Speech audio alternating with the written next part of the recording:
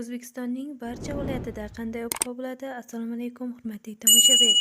Bizning kanalda har kunlik va haftalik ob-havo ma'lumotlarini bilib olishingiz mumkin. Buning uchun kanalimizga obuna bo'lib, like va podpisatsiya tugmachasini bosib qo'yishni unutmang. Biz sizga eng saralarini taqdim etishda davom etamiz. Diqqat qiling, O'zgidromet markazi 2 dekabr kuni qanday ob-havo bo'lishini ma'lum. Unga ko'ra, O'zbekiston bo'yicha havo o'zgaruvchan bo'ladi, yomg'irchilik kutilmaydi. Ba'zi joylarda tuman tushishi mumkin. Shamol-sharqdan 7-12 metr/sekund tezlikda esadi, harorat 10-15 daraja issiq bo'ladi.